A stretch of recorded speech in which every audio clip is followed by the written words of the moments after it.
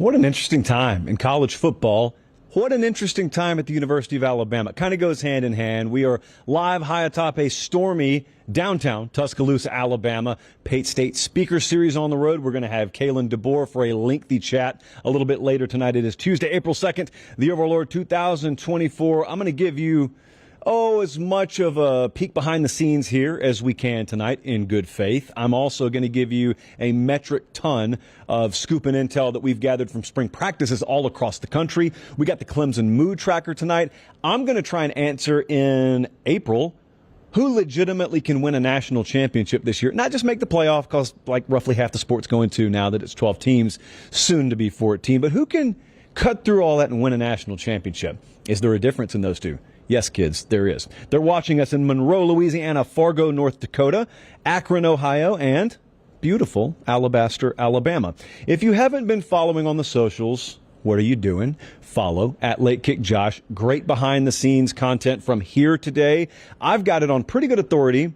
We're going to be in Mississippi tomorrow at Mississippi State, and there is a hot rumor the show will be live from Auburn, Alabama, Thursday. That's just what I'm hearing.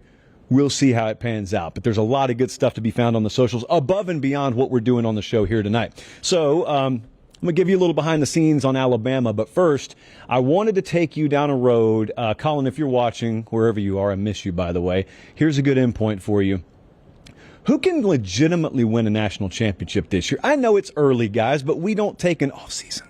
So we're free amongst ourselves to talk about this stuff, even in March and April and spring practice. There are going to be a lot of teams make the playoff. There are going to be infinitely more teams that are playoff caliber, as we redefine the term. Who can win a national championship? Like many of you asked me, so I didn't use one specific Twitter question, but I figured tonight was a good time to get to that. So like in the SEC, there's a theory out there that in the expanded playoff, there are going to be a whole lot more SEC teams at the table. That's a theory because it's true. There will be more SEC teams at the table. But how many of them can win a title? Georgia can certainly win a title this year. I am very interested to see what you guys think about this team, where we are tonight at Alabama. Can they win a title? I think the answer is yes. Keep in mind, the whole strategy here is let's not rule anybody out. Let's not filter any team out in April that could come back to bite us, because the last thing I want to do is end up on a highlight reel for the rest of eternity like we ended up on with Michigan. You guys did a great job with that, I hate to say, where we doubted and doubted and doubted, and they proved us wrong, proved us wrong, proved us wrong. Thankfully, Kalen DeBoer did not remember us doubting Washington last year when we talked to him earlier today. But anyway, so I'm going broad with this. We're giving the benefit of the doubt. Definitely Bama, definitely Georgia, Texas. You just look at the sheer roster, and you have to answer yes. And then we get to like Ole Miss and Tennessee. And for the sake of making sure I don't exclude everyone that I have to recheck in November, I'm going to put Ole Miss in there. I'm going to put Tennessee in there. So then you get to these other teams, like Missouri, for example, I think is a prime playoff contender.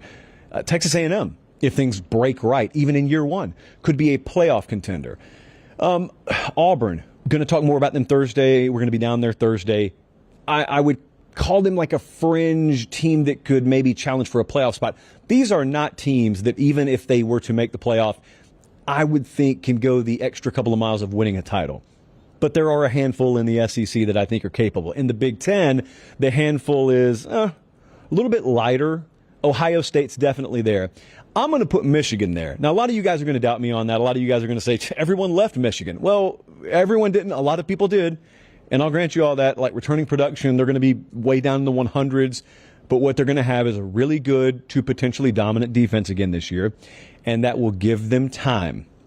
And in this sport, if you have a dominant side of the ball that can buy time for the other side, and you've got like Alex Orji, for example, at quarterback, that you don't know what to expect. You don't know what to expect from him. Now, and frankly, they don't either.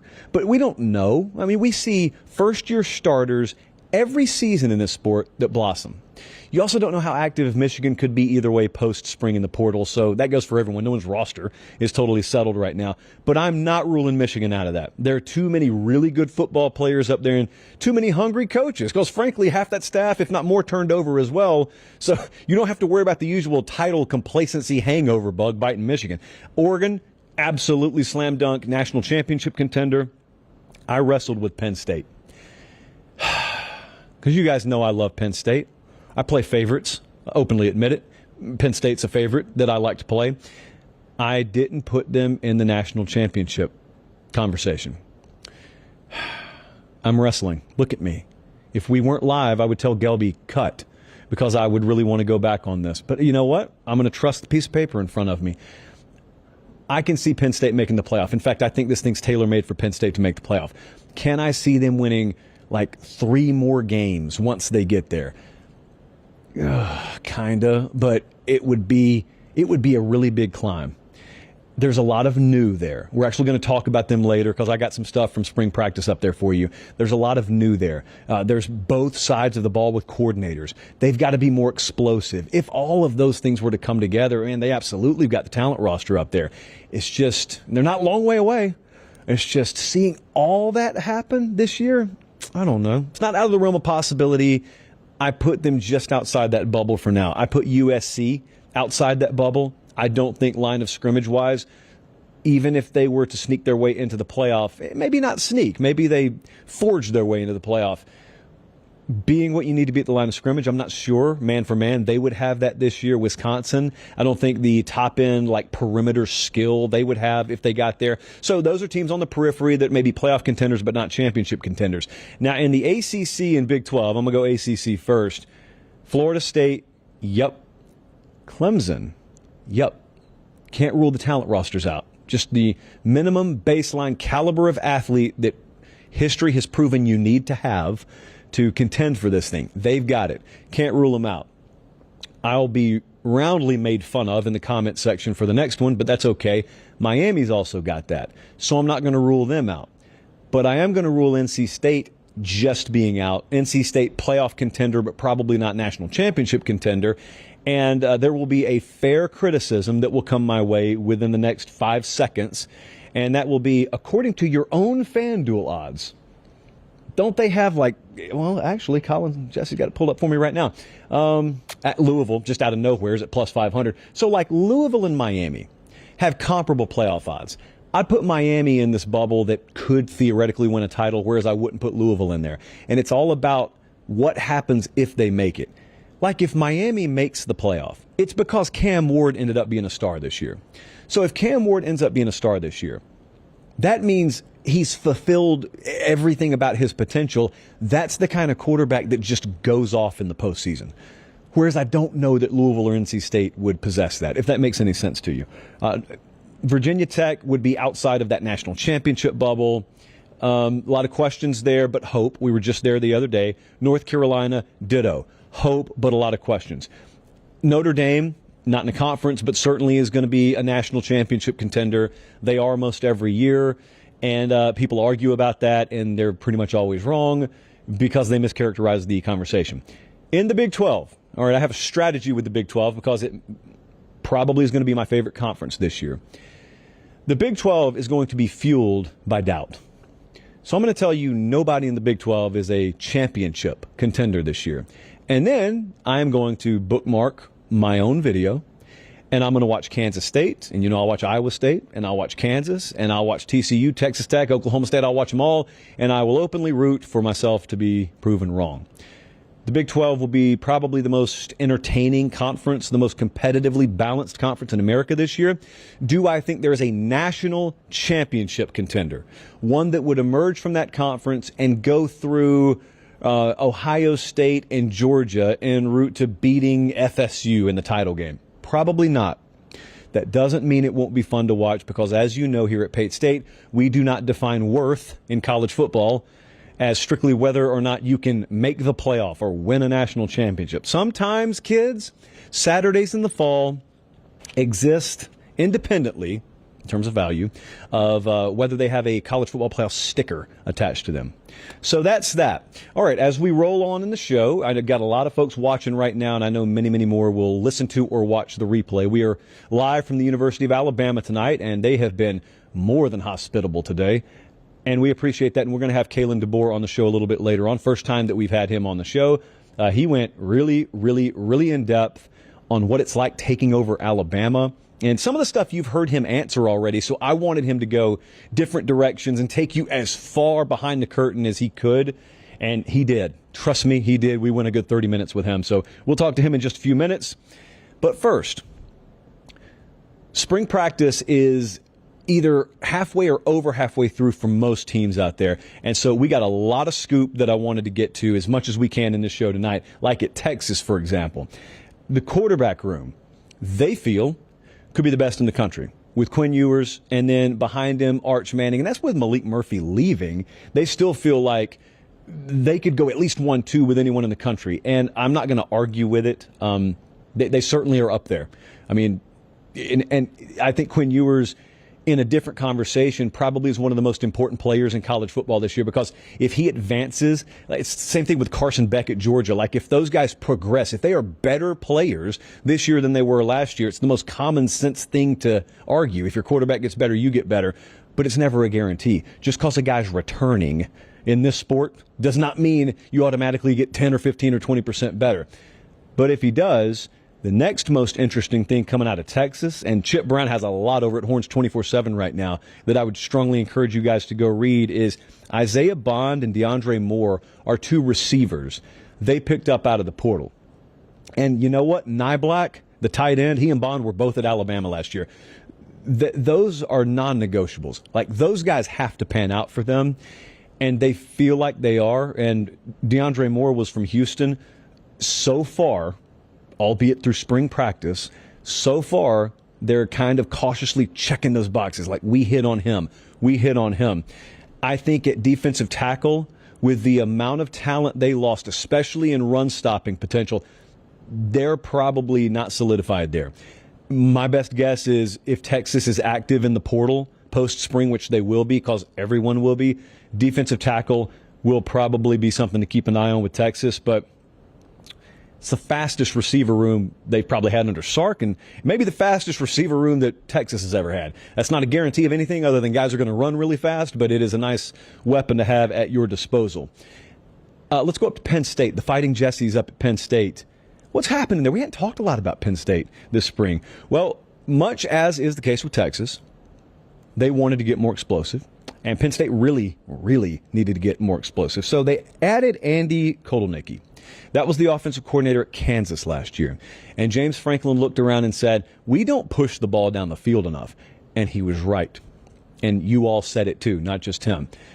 If you watched the Michigan game last year, non-existent. If you watched the Ohio State game last year, non-existent. There's zero fear of them ever stretching the field. So they wanted to address that. And they went and they hired a new offensive coordinator, and there is a premium emphasis being put on that. And not surprisingly, it's been a focus point. Therefore, they've been improved. Penn State has to significantly improve, I think, in that category for them to make a run this year. But Julian Fleming, you remember that name, once upon a time, I believe, out of the state of Pennsylvania. He goes to Ohio State. He's one of like 25-star receivers there, and then goes back and transfers to Penn State.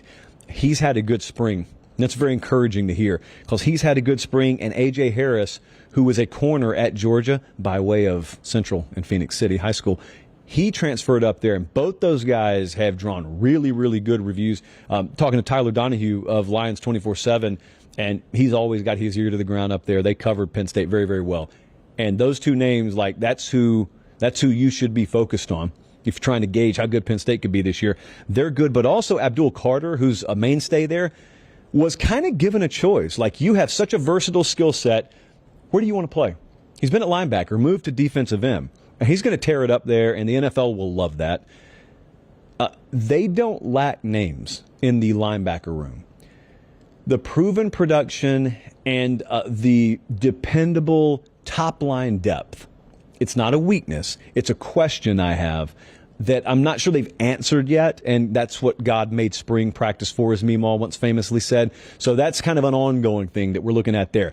At Georgia, mentioned just a second ago, Carson Beck, good player, really good player last year, could be a phenomenal player this year. Carson Beck did not flirt with NFL, flirt with college, come back and just kind of dip a toe into the water.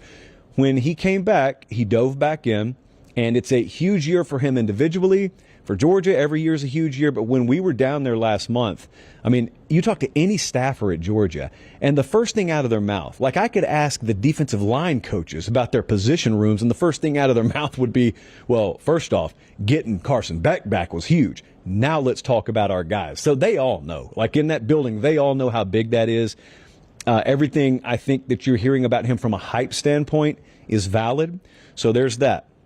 In the receiver room, they added a kid by the name of Colby Young out of Miami via the portal. He's been really good this spring. I think they'll be able to count on him, not just to provide depth. Like he could be a go-to option for them. The defensive line, we talked to Kirby about it when we had him on the show a few weeks ago. And he said depth and then, dependability, top-line talent on the defensive line. Are we there? They weren't there by Georgia standards last year. Still very good, but not elite by Georgia standards. And I'm not saying they couldn't be this year. I think that unit has a ways to go. Wouldn't shock me if they were active there, just as Texas is probably going to be in the portal post-spring. But Ben Wolk and Jordan Hill over at Dogs 24/7, practice reports every other day throughout the spring. That's something that I think you're going to hear a lot about in summer workouts individually. They get in fall camp. Defensive line. Like ultimately when Georgia tees it up. I think they open against Clemson, I want to say. That'll be a thing to watch. And also at Virginia Tech, since we were there last week, but I didn't get to talk to you about it, we had really interesting feedback when we had Brent Pry on the show. And he said, this place was Clemson before Clemson was Clemson. And some people took that literally. And therefore, they felt the need to point out, well, Clemson had national championship under their belt before Frank Beamer even ever showed up at Vatech. I think he meant in the modern era, or the modern ear, as some would say. Clemson kind of came to be a superpower in the modern era. But what he was saying was before that, it was Virginia Tech rattling off conference championships, being a perennial title contender. And that's how they're selling the vision of the program to recruits. And I do the same thing, so I didn't disagree with him there. However, recruiting from an infrastructure and talent acquisition standpoint was very lackluster when they walked in. And that's not an overnight fix. So still with Virginia Tech, you're going to ask, well, where are the top-line guys? Well, some of them are there, but many of them have come from the portal. Kyron Drones is their quarterback, came from the portal. And he could be a very special player this fall. I got to watch practice when we were there last week, and he's impressive, man. They're very excited about him. It's tempered, as is most excitement in spring with coaches. But, if things break right for them, they got a promising receiver room there as well. He could be a very good player this year. But Sam Brumfield is a linebacker that came there from Middle Tennessee. Copeland is the defensive lineman from JUCO. Those two stood out. Like when you watch practice, those two stood out. And then like listening to Colby Crawford, who does a really good job with VT Scoop, by the way, those are two of the names that he spotlighted. So that wasn't just a one-day thing. When I'm up there, those guys didn't just happen to pop, which sometimes happens. I'll ask a coach about a guy I saw last week. He'll say, who? Oh, no, he's running with the threes. What are you talking about? Well, those two could be difference makers for Virginia Tech. So just some things that we're hearing from spring practice. It's always one of my favorite segments to do. Spring Scoop. It's rivaled only with fall practice intel. When we get to those first scrimmages of fall camp and the depth chart starts really getting sorted out. All right, let's continue. Got a loaded show tonight, jam-packed show. I appreciate you guys watching. If you're new here, and some of you may be, just make sure you subscribe to the channel. We do the show all year. We don't take an off season. We don't even believe in saying the word, actually. And it's free. And the show will forever remain free if you do nothing more than subscribe on YouTube and in the podcast feed. And yes, those are two different things. Colin, here's an endpoint for you. And if you don't know what I mean by that, ignore it. It's me talking to my crew. Around here, we like to do mood trackers. We like to talk to the nation about how specific fan bases feel towards their program. And we're going to do Clemson right now.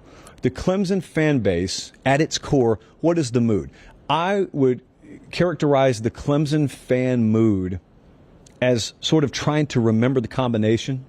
There was a situation in 6th grade where, ironically, my locker combination was 32, 18, 36. I remember it perfectly now. However, when I was in 6th grade at Harris County Carver Middle School, in the first few weeks, I forgot my locker combination. Whomst amongst us, right? So I didn't want to move lockers. I didn't want a new locker. I didn't really want anything to change because it was like 3 rows down from my first period class. I just needed to remember my combination more effectively. And Clemson does not need wholesale changes. Every Clemson fan understands that. Most Clemson fans, most wise Clemson fans believe in Dabo Swinney, as you should. Most Clemson fans believe that there's a different way that program goes about its business. Outsiders scoff at that. You should ignore the outsiders. It doesn't matter because inside your walls, that's the only opinion that matters. However, a couple of tires have gotten wobbly over the last few years. They haven't fallen off. Take it from someone who had to get a tire adjusted today. They haven't fallen off, but it's wobbly. You know, it's not elite. It's not exactly running as smoothly as it was. It's really hard to maintain that altitude that they had as a program a few years ago. They've just, it seems like, forgotten the combination. Locker still looks the same. Everything inside is still the same. Can we just get the combination remembered? Or, in more practical terms, can we figure out the wide receiver room? Can we make that room look like it did a few years ago? We had monsters in there. We littered the first and second rounds of the NFL draft. Not so much. Now, candidly, having your ear to the ground in South Carolina this spring, it sounds like they're probably upgraded from an athlete to athlete perspective in the wide receiver room. My fingers are tightly crossed on that prospect. So you want that. You want Garrett Riley, who I thought was one of, if not the biggest assistant coach additions in the entire industry last year at offensive coordinator. You want there to be a really, really big year 1 to year 2 jump. You want that quarterback, Cade Klubnik, to play out of his mind this year. Basically, you want a lot from positions that have delivered at an elite level this year like they have in the past. It's not so much to ask, is it? You know that you're not scrapped for resource there. Now, there's some uncertainty around you. There's some uncertainty as to what conference you're going to be playing in 5 years, but that doesn't matter this year. You got access. You got plenty of inroads. The FSU example from last year notwithstanding, no one's getting left out of a 12-team playoff if they go undefeated. I'd argue no one's getting left out if you even have one loss in these Power 4 conferences, especially the ACC. I'm going to argue that and hope it's true. So the other thing is, no one has claimed your throne over there. If you're a Clemson fan, the worst thing that could happen is you fell off and then someone was there to grab the crown and then they just kicked you down the hill. Like Florida State won the conference last year, but if you look at the FanDuel odds right now, it's Clemson, it's Florida State, like Miami's not too far off. No one has become the presumptive favorite at your expense. It's just kind of viewed still as a coin flip any given year. It was this way last year, guys. And then we lost. If I'm talking as a Clemson fan, we lost to Duke in week 1. We were already a 2-loss team by week 4 or week 5, I want to say. Turnovers were a huge problem for us. So it's not major things. It's minor things. I'm not even getting into the whole will or won't Dabo dive into the portal. Like, that's its whole other show. And I'd love to get him on the show one day to discuss that. Probably in the summer. That's probably where we would be free enough to discuss such things. But the thing's still wide open. The ACC is still wide open. The door, that Clemson kind of got pushed out of, it's still open. It hasn't slammed shut. So everything could still be rectified and righted there. And I don't know if I would label it freak out. I don't think Clemson fans have freaked out about that stuff at all. But I do think that they kind of look back in their rearview mirror a little bit, and then they're looking down at the gear shift like, where's the R? The R, the R. We actually want to go back. We want to go back to the way it was. Well, you can't do that. However, you can make adjustments to where the future looks like the past. I wish the music industry would do the same thing. So Clemson, the music industry, it would just be great for everyone. Where have we been all day? You got to stop and think, because we've been on the road for a while, and we will be on the road for a while because the Pate State Speaker Series stops for no man or management. So we've been at Alabama all day today. It's been really fun. We've seen a whole lot. I really wish that I could just kind of wear one of those miner's helmets that has a light on it, and I could put a camera in there and no one could see it, and I could just show you around and let you be privy to all the conversations. But that would be unethical, they tell me. So we can't do that. So we had to leave the miner's helmet in the car. The battery had died anyway. But what I do want to talk to you about is what it's like in this building right now. This is the premier program in college football. It has been for a long time. Then you have an iconic head coach step down. And for all the talk around college football about who knew Nick Saban was going to retire, When did people know? Yeah, no one knew, guys. No one knew. I'm talking to several folks in this building today that were intimately familiar with him, talking with him day to day. No one knew. So it was a shock to pretty much everyone, just like it was to me. I was checking out at Publix when the news went public, and so had to rush back over to the studio. You all remember where you were. So this could have been a disaster. And if you asked me 5 years ago, generically, whenever Saban retires, how tough's it going to be? I did segments on this. If you recall, I said, just enjoy it while you can, because whatever happens, there's going to be a steep drop-off. And now we're here. Now we're going to have Kalen DeBoer on the show in a few minutes. He's going to talk to you about how he sees it, but I'm talking to you about how I saw it today and being around this program a fair amount. What a vibe change in this building. And yet everyone you talk to, every staffer you talk to who's been here from the previous regime to this regime, they're always quick to say, it's so different here.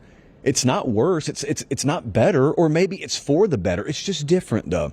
So anyway, I talked to several people about that before I came here, and they said, well, you'll see when you're there. It took like 10 minutes being in the building for me to realize, wow, it's a little different here. Don't know if I can explain that to you. You just have to experience that energy for yourself. But I cannot stress enough how disastrous this could have been. Nick Saban stepping down in January. It's not December 1. It's well into January. Nick Saban steps down. I cannot, in strong enough terms, describe to you how well they've threaded the needle here. And I'm not just talking about from a talent retention standpoint. They lost like Caleb Downs to the portal. They lost a few guys to the portal. Some of them may be in the process of finding their way back. It could have been a disaster.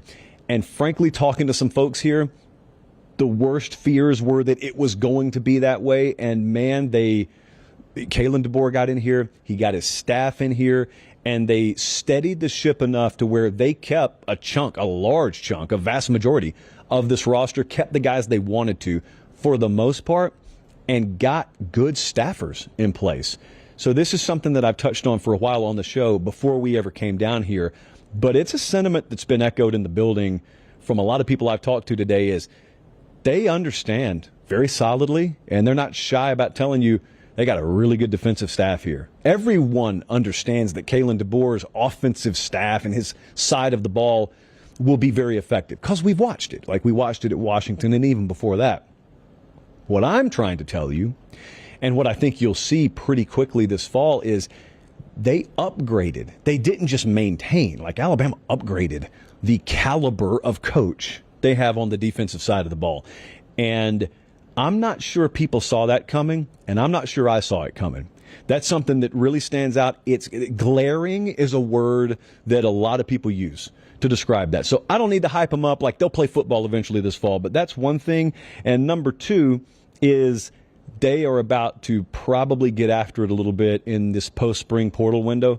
Everybody knows it's coming, and they're not going to be the only ones. But, we've been on the road a fair amount this spring. I told some coaches here today, and I'll tell you, one of the big fears out there in the portal world, in the player personnel departments around the country, is everybody's kind of looking out of one eye at Tuscaloosa and wondering what kind of move Bama's about to make, plural. What kind of moves is Bama about to make in the portal post-spring? Several would be my guess. Several. I think they got a plan of attack, and I think it will be very effective. So that's coming. And the other thing is I'm going to let Kalen DeBoer talk about it a little bit more when we have him on the show in just a second. But when Nick Saban stepped down, how there was a lot of talk about how no one wants to follow a legend. And, you've heard that many, many times. And I've always told you that that's true in a sense that most people believe that. And that will always be true. It is very intimidating to follow someone in any industry, any line of work that was the best at what they did. So I would say 97 or 98% of personality types would be turned off by that. But the thing about a place like this is you're not looking for a 97%er. You're looking for like a 1%er or a 2%er. The benefit for you is those people look at this sort of situation as a golden opportunity, because they look at themselves and they say, hey, I'm one of the best there is. They're never going to say it publicly unless they're just a douchebag, but they believe that about themselves. And so they don't care about dropping the ball. What they do care about is all the infrastructure's in place. And believe me, it is, because this place is like NASA. So all the infrastructure's in place, and you're telling me that I'm going to go from Seattle to Tuscaloosa, and I've got virtually unlimited staff, and I've got virtually unlimited resource, and I think the recruiting piece is already starting to show itself to be a lot more effective than, you know, some doubters thought it would be. Where's the downside? What people are going to have high expectation? Like I've just tried to articulate this, and I think you'll hear it in our talk with Kalen DeBoer momentarily. That's just not on the radar. Not just with him, but like with anybody who is a high-level A-type 1%er. When they take that kind of opportunity, they look at it and say, wait, you mean I don't have to rebuild something from the ground up? You mean I get to inherit something that's already a rocket ship, and the pilot's just kind of climbing out of the seat, and I just kind of have to finagle myself in there? Like, that's it? Sign me up. It's pretty much what it feels like around here. So it's not a rebuild. Like, Alabama can compete for a national championship this fall. And I wondered that before our time here. I'm thoroughly convinced of that after our time here. Been a really fun time. It's really good staff to hang around too. So the odds notwithstanding, that's how I feel. Our friends at FanDuel do provide us with odds. They are the exclusive odds provider of Pate State, of Late Kick, of everything that we do. And you'll see, you know, when we look at national championship odds, Bama up there in the pack of favorites, the SEC championship odds, Bama up there in the pack of favorites. They're doing a phenomenal thing this year, which is you can bet on teams to make or miss the playoff. I wish I could say it was my idea. You know what? That was my idea. They can't prove it wasn't, can they? No. So, yeah, that was my idea. And so I'm not suggesting you need to go bet the farm on anything right now. I'm not ever going to tell you to bet a dime. If you want to, I would encourage you to do it at FanDuel because that's our partner. They kind of make our engine run here. But maybe you're just curious to check odds for yourself. Maybe you'll never bet a dime in your life. Still, just peruse at your leisure, if it's legal. Peruse at your leisure. And we appreciate them always being on board. As I've said many times, a lot of exciting things coming your way by way of FanDuel on this show this fall. All right, here's what we're going to do here. We're going to talk to Kalen DeBoer for like 30 minutes now. A more professional-minded person would have taken the opportunity when sitting down with Kalen DeBoer to just go ahead and wrap the show since we recorded it earlier today. But I'm not that person. So I'm going to tell you now, as we go into the interview, you're about to see a good 25 to 30 minutes of our sit-down with Kalen DeBoer, and then we'll be done. So proactively, for the crew here, for the crew punching the buttons down in Fort Lauderdale, it's been a pleasure. We're going to go to Mississippi State tomorrow. We'll have a one-on-one with Jeff Lebby on the channel at some point tomorrow. We're going to be live from Auburn Thursday, so we've got a loaded week on the Pate State Speaker Series. But without further ado, here is our sit-down with new Alabama head coach, Kalen DeBoer. I don't know how long you feel like you've been here. I feel like in some ways you got here yesterday, some ways it feels like 5 years already.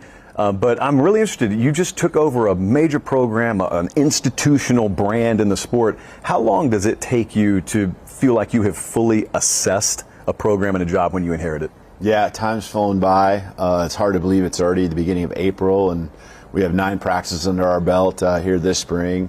I think, we got through the first month, and that was, I think it's always different too. We came in the middle of January, and so your first 30 days or 60 days, it's different if you're hired in December versus the middle of January and kind of where you're at there. So hiring a staff and, kind of keeping the roster intact was a priority.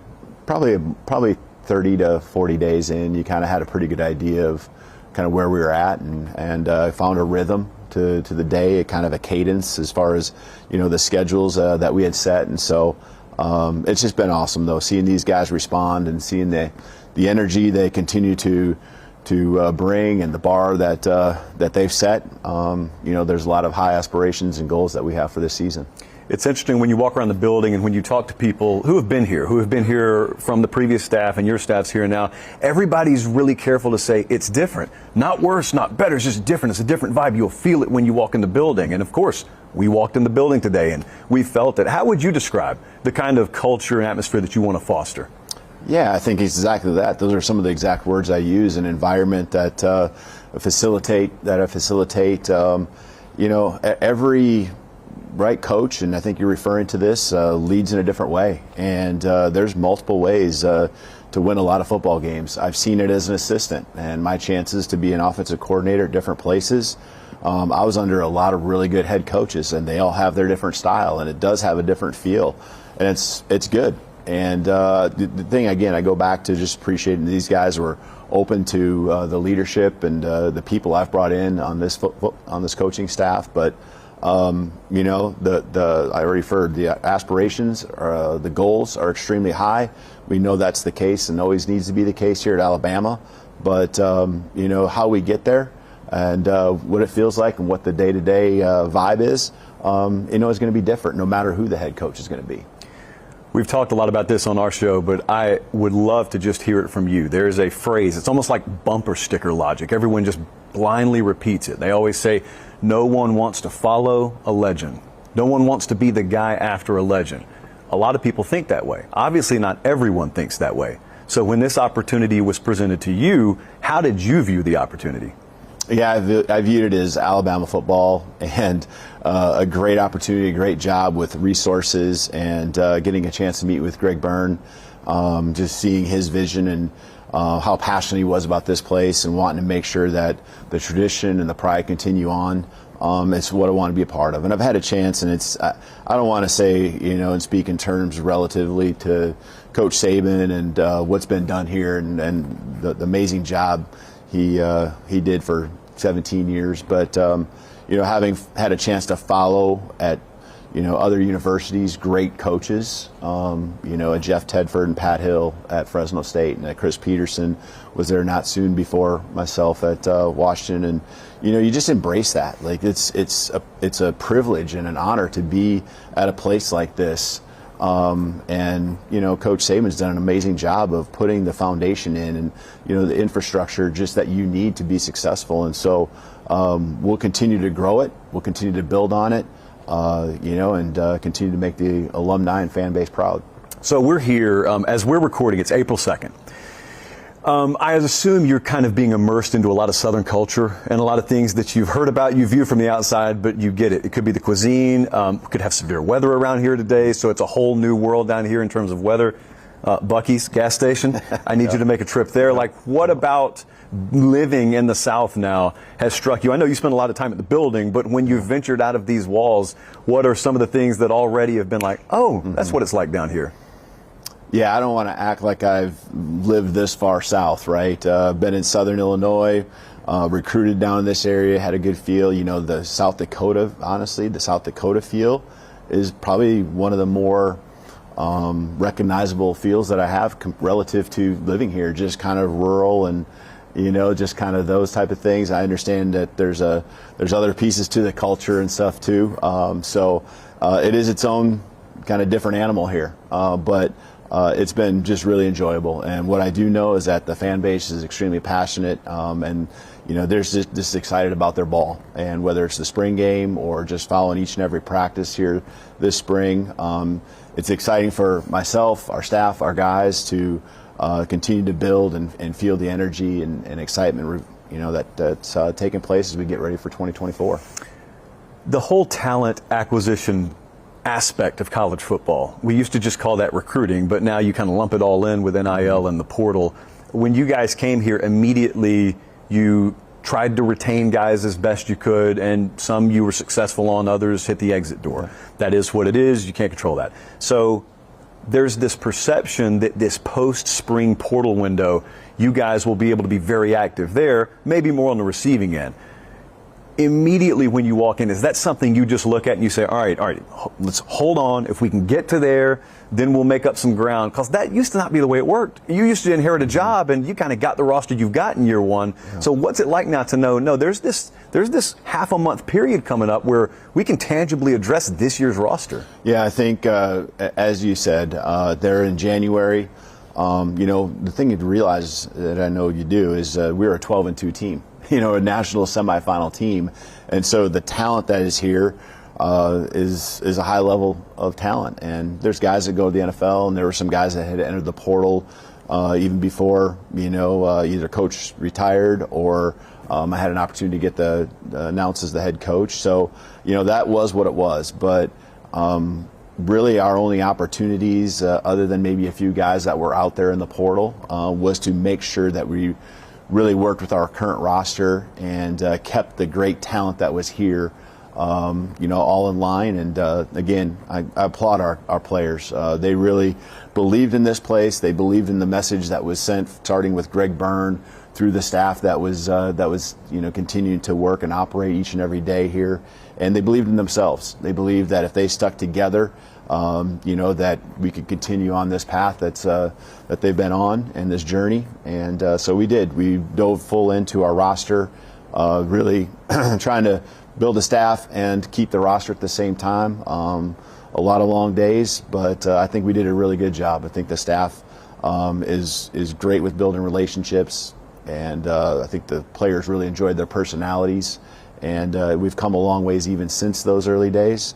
And going into this next portal window, there are some scholarships that we have available where we can fill some gaps in, whether it be numbers or just talent, that we need to maybe get out on the football field at some high-end spots. So we'll keep our eyes and ears open for sure. And when the right opportunities come up, we'll certainly be aggressive there. How clear is it when you immediately inherit a roster, and you guys especially open spring ball, in relation to that post-spring portal window? I know there may be some areas where, red Sharpie, circle it, we got to address this. And then there may be others where as spring goes on, you say, maybe that is a little more of a position of need as we want to install our thing here. Maybe we don't have the pieces we need. How much of that evolves throughout spring as to who you need to pick up? I think we had a pretty good idea even going into spring, just because of sheer numbers.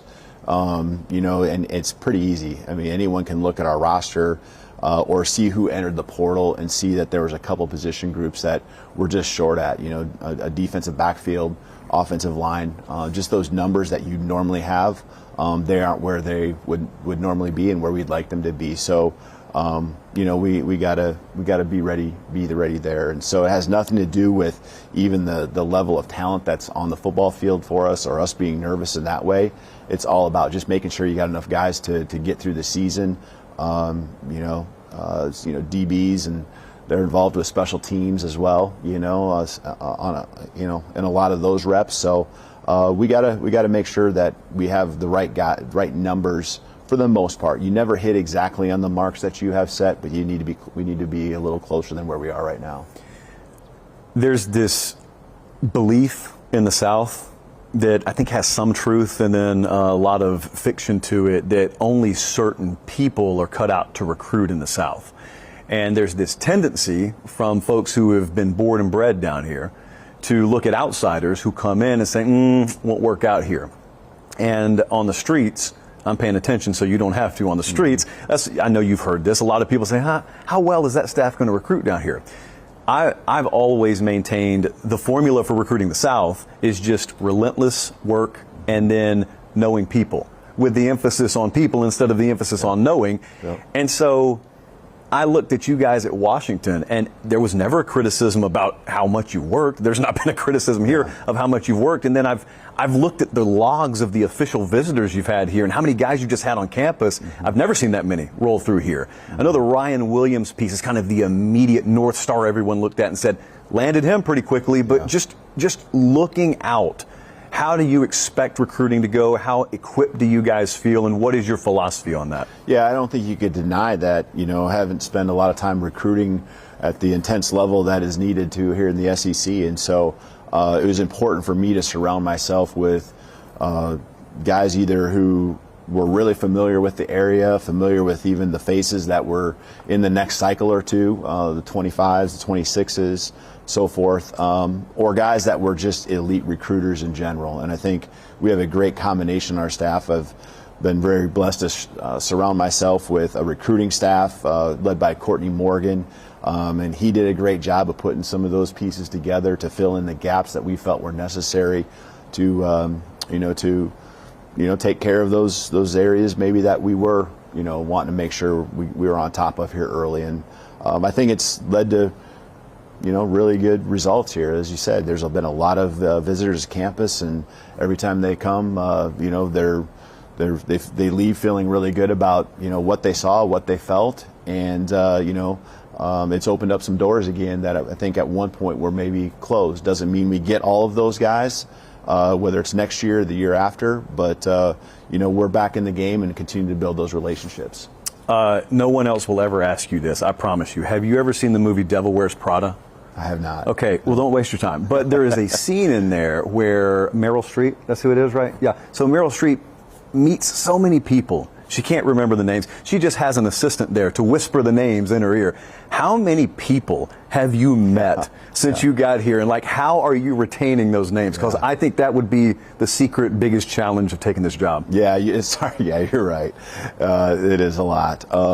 It starts with your own roster and even the people in your building. And so constantly having access and becoming efficient with it and having staff help me out, just pictures of our roster, in different spots, whether it's digitally or just is there like a flashcard every day? It almost is that. And so, it started with that to make sure when you walk down the halls, you know who the players are you're talking with and the staff. And then it continues to add on, and you really have to be intentional on trying to remember and even asking again, before you leave that you got the names right. But I enjoy it. I can't say I'm great with it, but I do really purposely, be very purposeful on trying to remember. I think that's a big part of even the recruiting is when families come in, really trying to pay attention to who the names are of the parents and so forth. And my staff, we got a group that cares about those things. And again, I use the word intentional a lot, but we're very intentional on that area. I think a lot of us who are diehard college football folks, we knew of you already, Fresno State and before, we knew of you. Maybe the casual fan had you pop on their radar when you guys started doing things at Washington the last couple of years. Mm-hmm. Did you just copy and paste who you were to there, or were there some foundational things that evolved about you even as you were at Washington? What's changed the most over the past couple of years, would you say? The foundational things I think are really the same, but I think your experiences that you have and the people, that go through it with you, that you have at different places, and the ones that, Kane Womack or those that I've coached with or ran into it, maybe they hadn't worked with them at Washington or Fresno, but, have relationships with. It's been good to kind of get everyone together. But I think the foundational piece, the core values, they're the same. The pyramid I use, or what I call the pyramid, it's in that shape, starting with our core, working to the peak. It's really got the same things on there. It's just got a different backdrop, because I believe that there is a recipe to how we've built teams and built programs, whether it was when I was a player and a coach at the University of Sioux Falls, and how I saw what a 2-8 culture looked like versus a 14-0 culture, and what led to that. Those are the things that we have as the recipe or the foundation to how we want to do things. But your experiences and how to make things better, and the people you put around you and the great ideas they bring to the table, they're all really important, and we are going to utilize all of that here at Alabama. Sometimes it's interesting, you mentioned going all the way back to Sioux Falls, playing baseball, you used to always hear guys when they'd get called up from AA, AAA, and then you get to the show, all of a sudden you try and do more than what got you there. And one of those young pitchers always needs a pitching coach or a manager to say, we brought you here because you were doing what you were doing. You don't need to change that. Yeah. From a foundational standpoint, like core beliefs, the pyramid that you're talking about, could you just talk a second about how there are things that work at every level? Like there are foundational principles of success that work no matter where you are, and how hard it is sometimes to maybe remind people that you don't need to do anything different. Like we're here, we got this job because that stuff works. Yeah, I think there's, first of all, like who do you want to be? Like, so we talk a lot about being first class. We talk about being, men of integrity, a staff of integrity. We talk about the importance of academics, because I think there's, it's all relative. If you can take care of academics and things like that, that's less distractions. It's getting the right people in the program that make it enjoyable to talk about football, and you're not worried about, well, you didn't go to class here, or, your grades, and you're going to have to, be off the football field a couple days here to worry about, school. So the priorities being in a good place, or at least understanding and importance of getting a degree, class integrity, academic excellence is a big piece of that. And then I think you really work into the team piece and your culture, and it's, having some type of chemistry. So we refer to it as our family. And, families, it's not always perfect, right? They have spats, they have times and feuds that they go through. But in the end, we all want the same thing for each other. And there's a care, and that will hopefully build to a love that we have, and us all, wanting the same thing for each other. And accountability, is really important. It's us being accountable to ourselves and then to each other, whether it's coaches to coaches or players to players and coaches to players, and that relationship that exists there. And then I think there's a toughness that has to exist, and it's mental and physical toughness. And, you could go on, but I think those are really some of the key things when we talk about our non-negotiables. We talk about family, accountable, and tough. When you met with your roster, when you got here, how long does that take, first off, to meet with every player? And secondly, what were some of the most common pieces of feedback that you got? Mm-hmm. I tried to meet with, it was just, again, so intense kind of in the moment as you're trying to build a staff. Met multiple team meetings, just trying to keep guys, a team abreast of what, the staff was that we were hiring. When we had introductions, we get everyone together. They did get into, the winter workouts, so there were some touch points there. As we just kind of position groups, got a chance to get into those meeting rooms.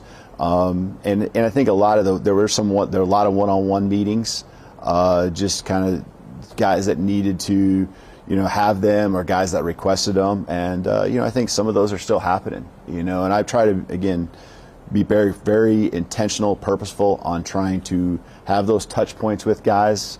And, when you got 5 minutes, 10 minutes here and there, getting to know them better. And then we will, of course, have our end of the spring one-on-ones here coming up after A-Day. When I got my job, I tried to do a 30, 60, 90-day plan, and it went out the window very quickly. Your job is slightly more complicated than mine. Do you even try to do the 30, 60, 90? And if so, how quick does the Etch-a-Sketch board just get erased and things start to get redefined? Yeah, I know, going back, probably 10 years ago, and the opportunities that came up, there was, I've just kind of paid attention to what it is when you move from a job to job, and you come in, and I think about going to be an assistant even at Eastern Michigan or at Fresno, and you come in as a new staff. You understand the timeline of what you need to do, like you said, during those first 30, 60, 90 days, whatever it might be. And so the priorities and, the order of what it should look like. It's just a matter of how much it gets scrunched down into. And then some of the decisions that you got to make as far as, okay, this needs to just be put on hold here because it's not as big of a deal, and we'll get to it, that was certainly the case here.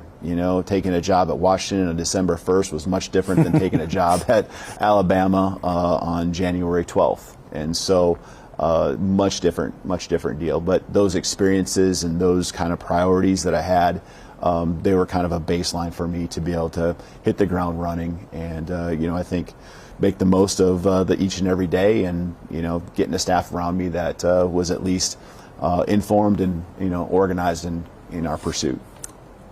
You mentioned the time frame there and how it was later in January. I think a normal person would probably fall victim to, let's just throw one together. We'll get it fixed a year from now. We'll get it fixed in December. Let's just make sure we got something in place. Let's have a staff in place. And yet this year counts. Everything counts. And so how do you balance trying to be thorough, but also trying to get things in place ahead of spring football?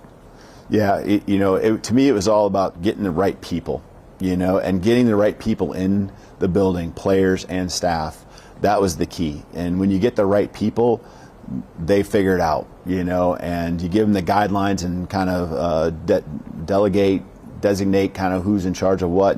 And fortunately, there were some great people here in the building as well that really were able to give me a head start on that. And I think, like a Dave Ballou in strength and conditioning, I mean, he just hit the ground running with the plan and the program that he had already in place, and so that plan was going to start, a week or two, after I got here. And, he just instituted that, and that led to our fourth quarter program with our workouts. And that was one of those, we'll continue to evolve that. I'll add my personal touches to it, but it's in a great place. It didn't need to be really changed. And, there's other areas that are very similar to that I just let the great ones who continue to have their positions, do their thing. Guys, some of our alumni that just do an amazing job with our player development program. Let them just stay the course. And their touch points were really critical because they had a great message to our players, and they were able to kind of be a pulse of the team, both to me and the other way as well. So some of those things were in place, and just continue to try to bring the right people into the building in all these areas that we needed to hire over the last couple months. Right now, you guys are one scrimmage in to spring. Yeah. And so you've seen what you've seen so far. You guys brought Austin Mack in the quarterback room via the portal. You inherited Jalen Milroe. Mm-hmm. And so I'm really interested, just 20,000 foot, what's your assessment been of the roster you have so far and what you guys could ultimately be?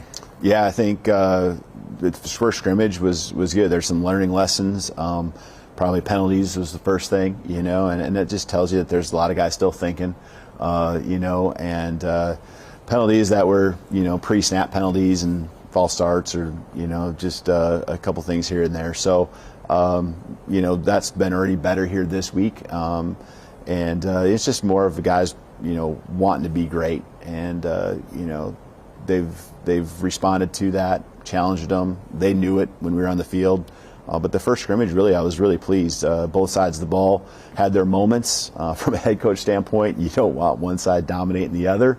I know that's not how you are as a coordinator or a position coach. You want your side to have the best day possible. But I really felt the give and take was good.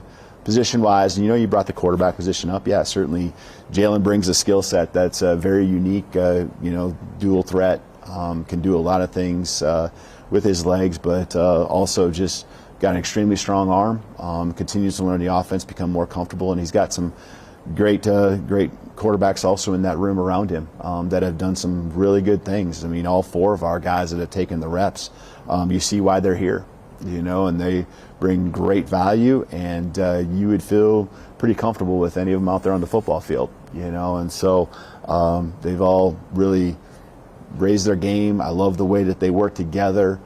They're competing at the same time while they're trying to help build our football team.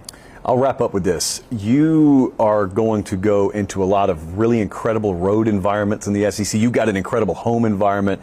That's what I love about covering this conference. From a head coach's perspective, what's the thing or things you look most forward to experiencing for the first time? Yeah, I think just the challenge, right? Each and every week, you're going to get everyone's best shot. I've been a part of that. There's a bullseye target, on your chest, and it's great. It's fun. It's a privilege to be in that spot to where, you're going to get someone's best shot and be pushed to your limits. I think a lot of people, say that, and then they get in that moment and then they kind of back off in the corner, and I think we got a football team of guys that either are used to that because they've been through it the last year, 2 years, 3 years, whatever it might be, or you got guys that came into it, excited and hungry to be in that position and embrace the pressure that comes along with expectation. And so I'm excited. I'm excited for those challenges that come our way.